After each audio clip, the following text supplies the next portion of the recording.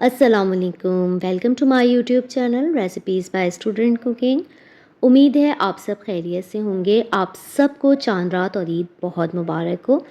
ईद उल फ़ितर आपको पता है हम सब के लिए अल्लाह ताला का अता करदा इनाम है, जिसे हम बहुत खुशी से सेलिब्रेट करते हैं।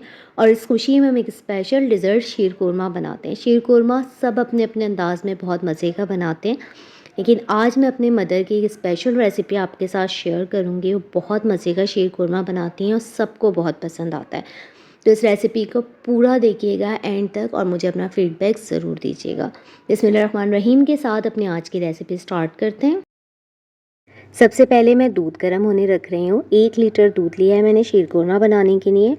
स्टोव ऑन कर लिया, पतीले में मैं दूध डाल रही हूँ, ये गर्म होगा और मैं इसे इतना पकाऊंगी कि दूध गाढ़ा हो जाएगा। तकरीबन तकरीबन 250 ग्राम दूध रिड्यूस हो जाएगा और जितना अच्छा गाढ़ा दूध होगा इतने ही मज़े का शीर कोरमा बनेगा, बहुत ही रिच और क्रीमी फ्लेवर आएगा।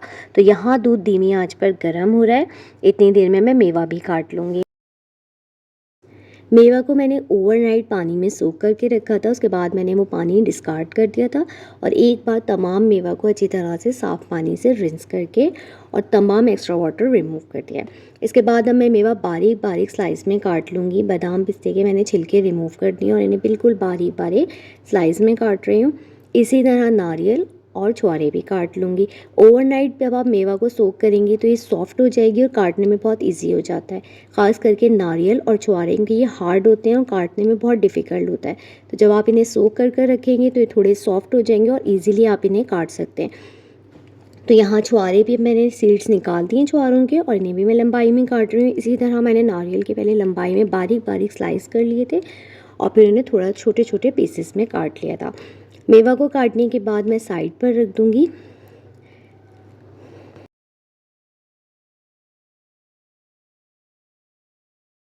मेवा काट कर मैंने साइड पर रख दिया। अब मैं सेवइयों को रोस्ट करूँगी। स्टोव मैंने ऑन कर लिया है। पैन के अंदर मैंने 1 टेबल स्पून घी डाला है। इसको मैं हल्का सा गर्म कर लूँगी। इसके बाद मैं इसमें सेवइयाँ भी शामिल कर दूँगी। सेवइयों को मैंने हाथ से चूरा कर लिया है। तो मेरी माँ बहुत ज़्यादा घी नहीं डालती हैं। सेवइयाँ सिर्फ 1 टेबल स्पून घी के अंदर ही रोस्ट करती हैं, मीडियम टू लो फ्लेम पर।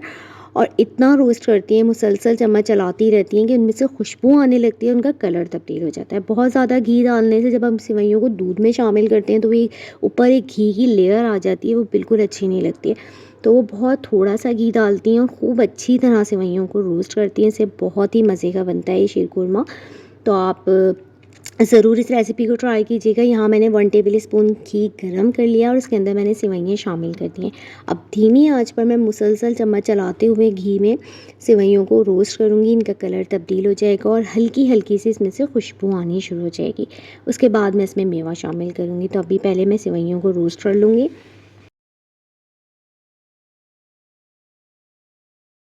तकरीबन 7 से 8 मिनट मैंने सेवइयाँ मीडियम टू लो फ्लेम पर खूब अच्छी तरह से मुसलसल चम्मच चलाते हुए भूनी है। इनमें से अच्छी सी खुशबू आने लगी थी और इनका कलर भी तब्दील हो गया था। इसके बाद अब इसमें मैं मेवा शामिल कर दूँगी। तमाम मेवा डालने के बाद थोड़ी-सी मेवा मैंने रोक ली है, इसे मैं गार्निश में डालूँगी।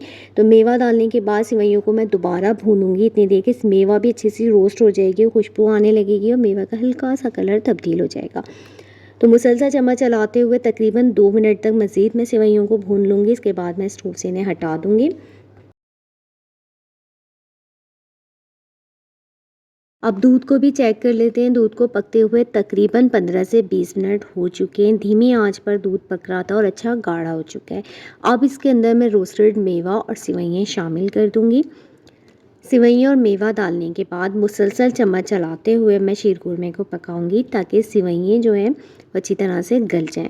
ये शीर खुरमा बहुत ही मज़े का बनता है। मेरी मामा की ये रेसिपी सभी को बहुत पसंद आती है, तो ज़रूर इस रेसिपी को ट्राई कीजिएगा। और अगर आपको ये रेसिपी पसंद आ रही हो तो इसे लाइक शेयर कीजिए और मेरे YouTube channel recipes by student cooking को सब्सक्राइब कीजिएगा। सेवइयाँ दूध में डालने के बाद तकरीबन मैं 10 से 12 मिनट तक मीडियम टू लो फ्लेम पर पकाऊंगी। सेवइयाँ अच्छी तरह से गल जाएंगी और दूध मज़ीद थोड़ा गाढ़ा हो जाएगा। तो अब मैं मुसलसल चम्मच चलाते हुए शीर खुरमे को पकाऊंगी। तकरीबन 10 से 12 मिनट हो चुके हैं शीर खुरमे को पकाते हुए। सेवइयाँ सॉफ्ट हो गई हैं, अच्छी तरह से गल गई हैं। अब इसके अंदर मैं कंडेंस मिल्क शामिल करूँगी। आप चाहें तो इसमें शुगर भी डाल सकते हैं अकॉर्डिंग योर टेस्ट, आपको जितना मीठा पसंद है उस हिसाब से। मैंने यहाँ पे 3/4 कप कंडेंस मिल्क डाला है, इससे बहुत ही मज़े का शीरकुरमा बनेगा और बहुत ही क्रीमी फ्लेवर आएगा। कंडेंस मिल्क डालने के बाद इसे मैं अच्छी तरह से मिक्स कर लूँगी और मज़ीद इसे 3 से 4 मिनट पका लूँगी, मुसलसल चम्मच चलाते हुए मीडियम टू लो फ्लेम पर।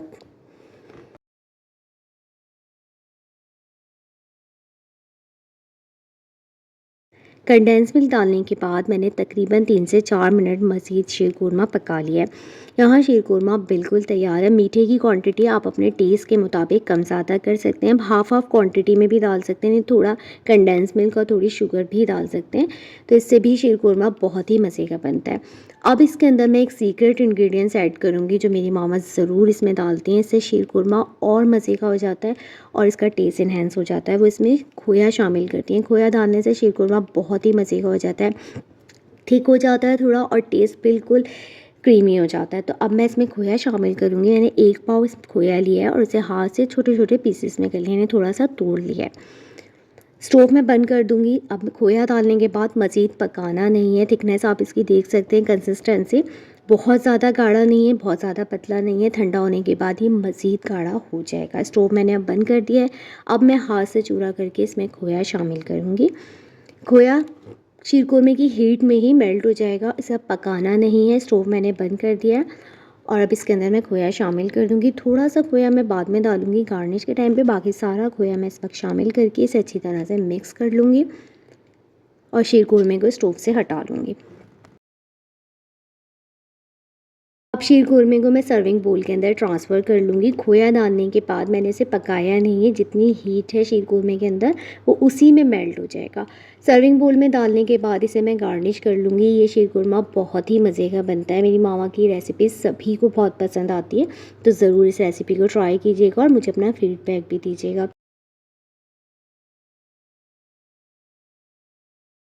शीरकुरमा मैंने सर्विंग बोल में निकाल लिया है। अब इसे मैं रिमेनिंग मेवा और खोए के साथ गार्निश कर लूँगी। खोए में मैंने तमाम मेवा अच्छी तरह से मिक्स कर ली थी और शीरकुरमे को गार्निश कर लिया था।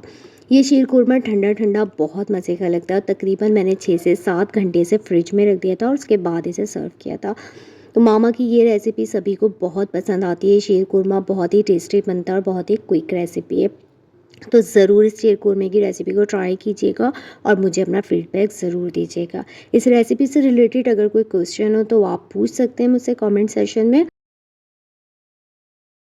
आई होप आपको आज की ये रेसिपी पसंद आई होगी। अगर आपको ये रेसिपी पसंद आए तो इसे लाइक कीजिए, शेयर कीजिए, मुझे अपना फ़ीडबैक दीजिए। इसके साथ ही मेरे YouTube channel recipes by student cooking को सब्सक्राइब कीजिएगा। मुझे दुआओं में याद रखिए। अल्लाह हाफ़िज़।